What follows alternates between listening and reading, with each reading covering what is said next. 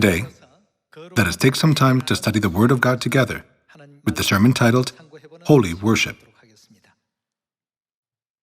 Worship is a ceremony given to God's people as a holy duty, and it is a way to express reverence toward God. Therefore, if one does not offer worship to God, their life of faith cannot be considered a true life of faith. In the Bible, God gives us the holy commandments, such as fearing God and loving Him with all our heart, with all our mind, with all our soul, and with all our strength. God let us know it is a virtue for the true people of God to obey these commandments correctly. Therefore, worship must never be abolished under any circumstances. What does the Bible teach us regarding this matter?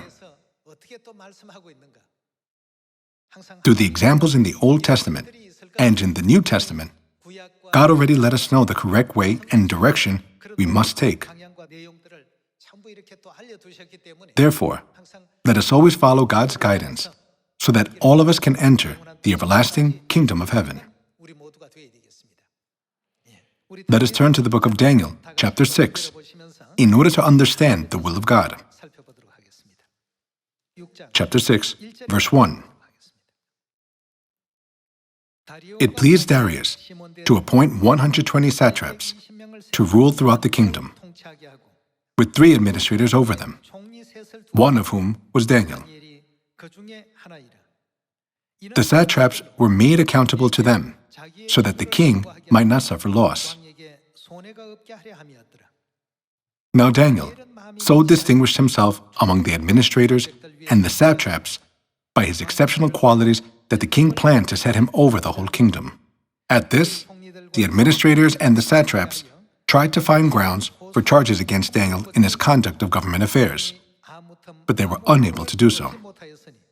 They could find no corruption in him, because he was trustworthy and neither corrupt nor negligent. As we know well, Daniel was selected as one of the 3 administrators in that kingdom during his captivity, and he was entrusted with an important position of ruling over this kingdom. However, since such a prominent position of an administrator was given to Daniel, who was one of the captives brought from Israel, the people of that kingdom were jealous of him and even hated him. For this reason, the people of that kingdom constantly devised ways to incriminate Daniel in order for him to lose his high position. As this was their intention, they came up with a plan saying, since Daniel is a worshiper of God and always offers prayers to God faithfully, let us set up a trap for him by using his faith in God. Even though Daniel was a captive from a different nation, he held one of the highest positions ruling over their kingdom. Therefore, the satraps were extremely jealous of him. Like a proverb that says, a rolling stone replaces a stone that is deeply embedded. Since Daniel was a diligent and faithful person in every aspect, they could not find any reason to incriminate him. So they devised a plan to attack him through his faith. Let's see how they tried to accuse him in verse 5.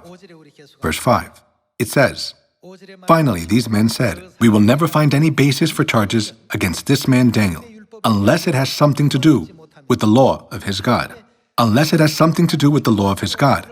In other words, unless we use the fact that he keeps the laws of God, there is nothing else with which we can accuse this man. So the administrators and the satraps went as a group to the king and said, O King Darius, live forever. The royal administrators, prefects, satraps, advisors, and governors have all agreed that the king should issue an edict and enforce a decree that anyone who prays to any god or man during the next 30 days, except to you, O king, shall be thrown into the lion's den.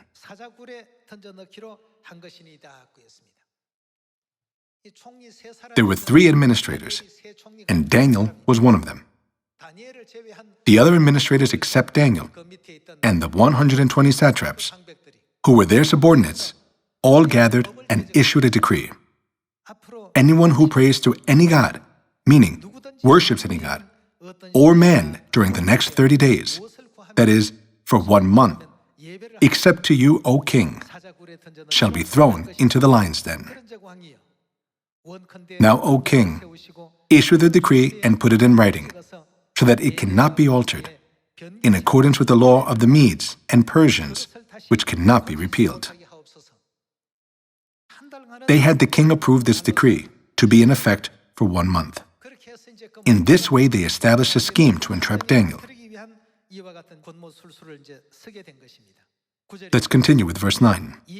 So King Darius put the decree in writing. Now when Daniel, what did he do? Learned that the decree had been published. After Daniel learned this decree had been published, did he compromise his faith?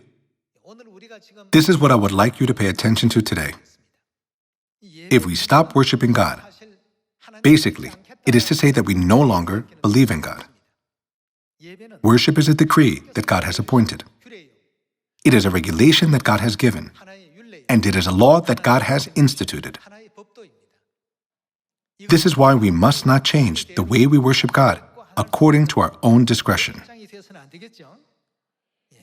Let's continue with verse 10. Now when Daniel learned that the decree had been published, he went home to his upstairs room with the windows open toward Jerusalem. Daniel's worship and prayer toward God did not change whether it was before he learned that the decree had been issued or after he had learned about the decree. 3 times a day, he got down on his knees and prayed, giving thanks to his God, just as he had done before. Then these men went as a group and found Daniel praying and asking God for help. So they went to the king and spoke to him about his royal decree. Did you not publish a decree that during the next 30 days anyone who prays to any god or man except to you, O king, would be thrown into the lion's den? The king answered, the decree stands in accordance with the laws of the Medes and Persians, which cannot be repealed.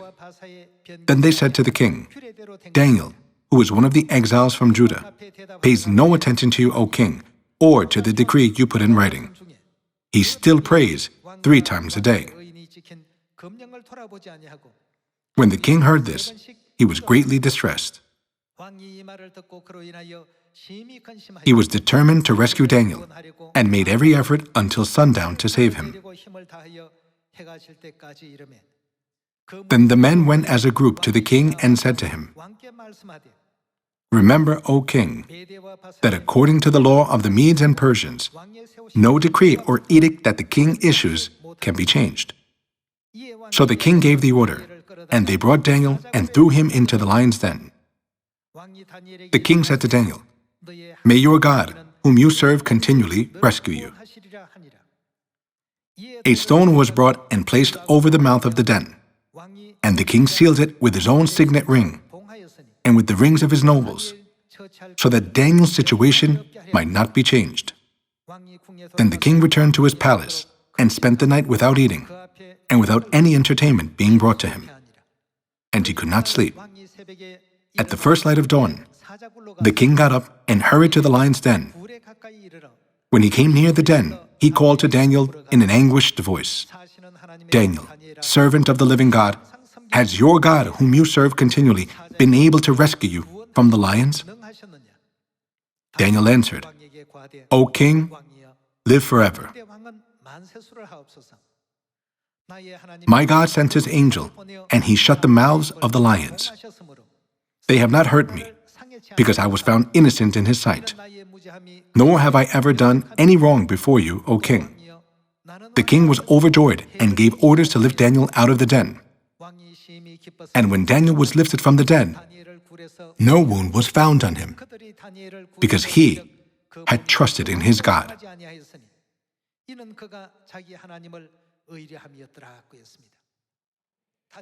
Even though Daniel knew the decree had been issued, he continued worshiping God and praying to God exactly the way he had been doing before.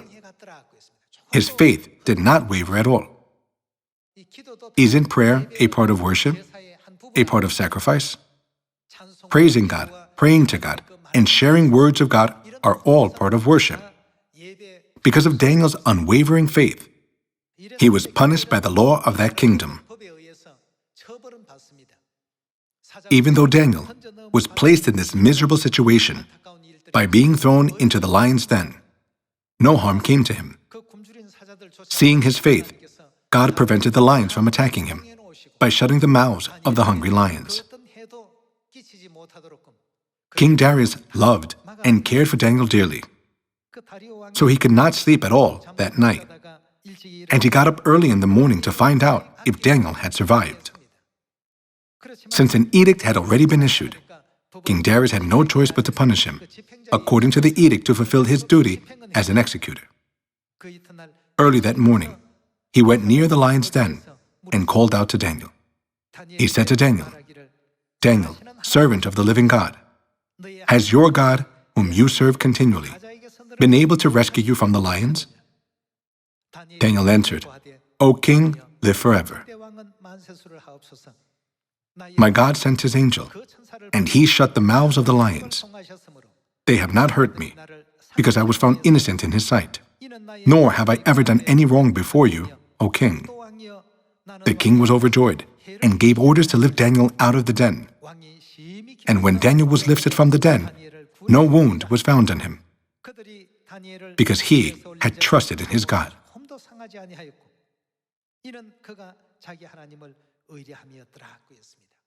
In verse 24, it is written, "At the king's command, the men who had falsely accused Daniel were brought in and thrown into the lion's den, along with their wives and children. And before they reached the floor of the den, the lions overpowered them and crushed all their bones." According to the book of Romans, chapter 15, what happened in the past is written to teach us, isn't it? What happened to Daniel is a lesson for us. Daniel always lived a life of faith by offering prayers to God and faithfully worshiping God, that is, offering sacrifices to God. Regardless of the king's decree, Daniel's life of faith remained exactly the same. His faith did not waver, nor did his actions change at all. Therefore, I hope all of us will engrave on our hearts once again what we must learn in this age through Daniel's faith, as it is written in the book of Daniel, chapter 6. While thinking about why God recorded the history of Daniel in the Bible, let us inscribe on our hearts the lesson that God wants to teach us. Let's read John chapter 4. We can find Jesus' teaching regarding worship in John chapter 4, verse 20. Chapter 4, verse 20. "Our fathers worshipped on this mountain, but you Jews claim that the place where we must worship is in Jerusalem." Jesus declared, "Believe me, woman, a time is coming when you will worship the Father neither on this mountain nor in Jerusalem. You Samaritans worship what you do not know. We worship what we do know, for salvation is from the Jews. Yet a time is coming, and has now come, when the true worshipers will worship the Father in spirit and truth, for they are the kind of worshipers the Father seeks." Nowhere in the Bible does it teach that we should stop worshiping God or abolish the worship service if we claim to believe in God. In John chapter 4, verse 23, it is written, "Yet a time is coming and has now come, when the true worshipers will worship the Father in spirit and truth, for they are the kind of worshipers the Father seeks." Father is seeking these people. God is seeking those who worship Him in spirit and in truth, so that He can grant them salvation, give them blessings, and eventually lead them to heaven. That is why it says in verse 24, "God is spirit, and His worshipers, meaning worshipers of God, must worship in spirit and in truth." Let's turn to Hebrews chapter 10, verse 35. It says, "So do not throw away your confidence. It will be richly rewarded." You need to persevere so that when you have done the will of God, you will receive what He has promised. Here, it is written that we need to persevere. Why do we need to persevere? We need to persevere in doing the will of God. After doing the will of God, we will receive what God has promised as an inheritance. When we look at Jesus' teaching recorded in Matthew chapter 24, He also emphasized the matter of worship during the time of distress in the last days. Pray that your flight will not take place in winter or on the Sabbath. What do you think Jesus was concerned about in regards to the Sabbath day? He was concerned about us keeping worship. Isn't the Sabbath the day when we honor and worship God? Jesus was worried that worship would be neglected in the time of trouble. That is why Jesus emphasized the importance of worship indirectly by saying, "Pray that your flight will not take place in winter or on the Sabbath." Can't we find this recorded in the Gospel of Matthew chapter 24? We must always think God has always been with us, even in the midst of calamity and difficult situations. What is God's will for putting us in these situations? Therefore, when we have done the will of God, what are we going to receive? The Bible let us know that we will receive what God has promised us. Even though a decree was issued with the royal seal, that is the king's stamp, how was Daniel's attitude toward worshiping God? It did not change, neither before nor after the decree was issued.